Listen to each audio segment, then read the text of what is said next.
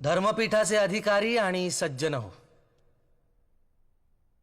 मी आज इथे बोलणार आहे, परंतु माझे उद्गार माझी शिक्षा कमी करण्याचा यत्न आहे असं कृपा करून समजू नये. मुळात माझ्यावर झालेले आरोप हा गुन्हा आहे का हेच मला समजत नाही. वेदांचा आशय मी माझ्या काव्यातून प्रकट केला हे सत्यच आहे, परंतु तसं करण्यासाठी कुणाची परवानगी घ्यावी लागते हे मला ज्ञात नव्हतं.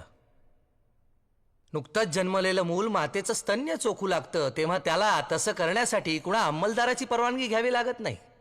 तसंच आणि त्याच निरागसपणे मी वेदांचा अमृतानुभव अंगीकारला आणि प्रसाद म्हणून मी सहजपणे तो वाटूनही टाकला. यात मी काही पाप केलं अशी माझी भावनाच नाही. वेदात उपनिषदात म्हटल्याप्रमाणे आपण सर्वजण जर एकाच ब्रह्मतत्वातून निर्माण झालेलो आहोत आणि शेवटी त्यातच विलय पावणार आहोत, तर मग हा भेदाभेद कशासाठी? अवघी एकाचीच वीण तेथे कैसे भिन्न भिन्न. कबीर म्हणतो, ब्राह्मण वेगळा असावा असं जर ईश्वराला वाटलं असतं तर त्यानं त्याला जानवं लिहून आणि मुंडन करूनच खाली नसतं का पाठवलं? आणि मुसलमान वेगळा असावा असं जर त्याला वाटलं असतं तर त्यानं त्याला सुनता करूनच जन्माला नसतं का घातलं? कबीराचं नाव घेऊ नका. त्याला ना जात ना धर्म. रस्त्याच्या कडेला वाढलेली अनावर सवलात ती. मग ज्ञानदेवांचा दाखला देऊ नको. संन्याशाचं पोर ते. आश्चर्य आहे.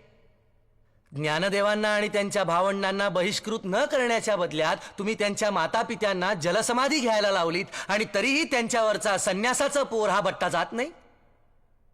बर, मग पैठणचे एकनाथ महाराज नको. तुम्हाला वेद नको, अद्वैत तत्वज्ञान नको, वारकरी परंपरा नको, मग तुम्हाला हवाय तरी काय? अहो, जिथे अंधार होता तिथे दिवे लावण्याचा आम्हाला अधिकार नाही असं तुम्ही म्हणता, तर मग तुम्ही दिवे लावायचे. आम्ही काय करावं हे तुम्ही सांगू नका. ज्ञान मिळवण्याचा अधिकार प्रत्येकाला आहे. ब्राह्मण, क्षत्रिय, शूद्र, वैश्य, चांडाळा आहे अधिकार. बाळे, नारी, नर आदी करोनी वेश्याही. वेश्याही? हो, वेश्याही. सर्वांना नामसंकीर्तन करण्याचा, परमेश्वराच्या जवळ जाण्याचा अधिकार आहेच. आणि ब्राह्मणांना शिष्य करून घेणे, त्यांच्याकडून पाया पडून घेणे? वारकरी संप्रदायात सगळेच एकमेकांच्या पाया पडतात. माऊली म्हणतात, समोरच्या माणसात असलेल्या देवत्वाला तो नमस्कार असतो. आणि मी आजवर कोणालाही शिष्य करून घेतलेलं नाही. शिष्य करणं, मठ स्थापन करणं, व्यापारी वृत्तीनं शोषण करणं ही या मंबाजी सारख्यांची कामं. तुकोबा, तुम्ही कितीही बडबड केलीत तरी स्मृती श्रुतीप्रमाणे तुम्ही गुन्हा केलेला आहे. या गुन्ह्याची शिक्षा काय आहे तुम्हाला माहितीये? स्मृती ग्रंथात सावकारी करणाऱ्या, सेवा करणाऱ्या, शेती करणाऱ्या ब्राह्मणांना शूद्र म्हटलंय. हेही तुम्हाला ठाऊक असेलच. एरवी अंत्यजांचा विटाळ मांडणारे हेच ब्राह्मण कर्ज वसूल करण्यासाठी त्यांच्याच वस्तीतून फिरतात. याला तुम्ही काय म्हणाल?